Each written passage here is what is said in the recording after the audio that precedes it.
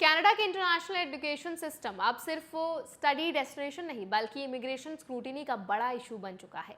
Student visa fraud, fake compliance और week monitoring को लेकर कनाडा की इमिग्रेशन सिस्टम पर लगातार सवाल उठ रहे हैं।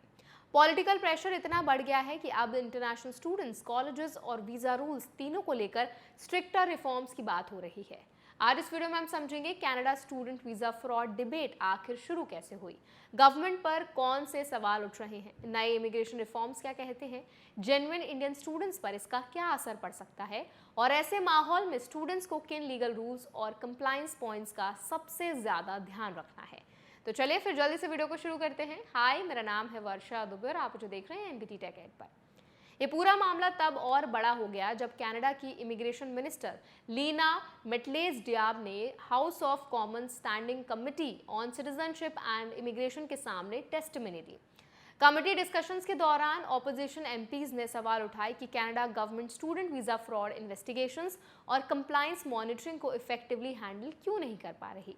डिबेट का बड़ा हिस्सा उन केसेस पर फोकस्ड है जहां सस्पेक्टेड फ्रॉड और क्वेश्चनेबल असाइलम क्लेम सामने आए। कमेटी डिस्कशंस में बताया गया कि पोटेंशियल फ्रॉड लिंक्ड केसेस में आइडेंटिफाई किए गए 1.53 लाख से ज्यादा नॉन सिटीजन्स में से लगभग 14% क्वेश्चनेबल असाइलम क्लेम से जुड़े हुए बताए गए। इसके अलावा हजारों लोगों की स्टेटस रिव्यू अभी भी चल रही है। यही वजह है कि opposition party stronger immigration controls और स्ट्रिक्टर मॉनिटरिंग की मांग कर रही है। इस पूरे इशू में सबसे बड़ा कंसर्न ओवरसाइट सिस्टम को लेकर है। क्रिटिक्स का कहना है कि कनाडा इमिग्रेशन सिस्टम स्टूडेंट्स के कंट्री में आने के बाद कंप्लायंस इफेक्टिवली वेरीफाई नहीं कर पा रहा।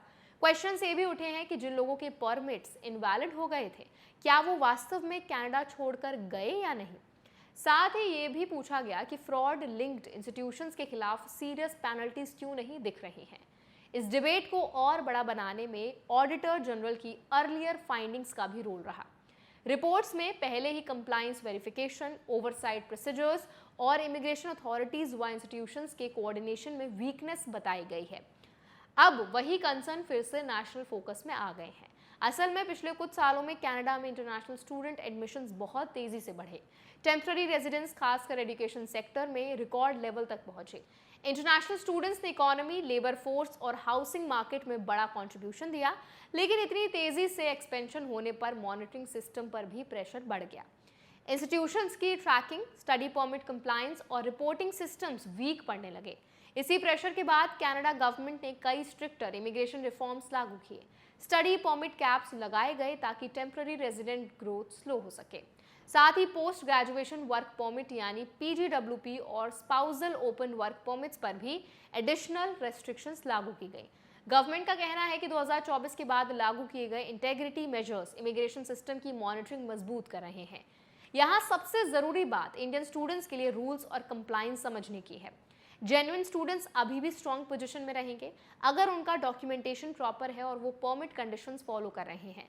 लेकिन फ्यूचर में वेरिफिकेशन प्रोसेस पहले से ज़्यादा स्ट्रिक्ट हो सकता है, यानी अब सिर्फ एडमिशन लेटर मिलना काफ़ी नहीं होगा।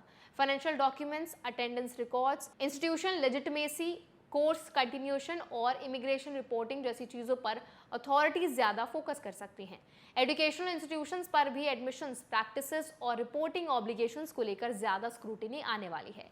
इंडियन स्टूडेंट्स को खास तौर पर एक चीज़ समझनी होगी कि कनाडा अब हाई ट्रस्ट, लो मॉनिटरिंग मॉडल से हटकर स्ट्रिक्ट कंप्लायंस मॉडल की तरफ बढ़ रहा है। इसका मतलब ये नहीं है कि जेन्युइन स्टूडेंट्स टारगेट हो रहे हैं, बल्कि सिस्टम अब डॉक्यूमेंटेशन और ट्रांसपेरेंसी को ज़्यादा इंपॉर्टेंस देगा।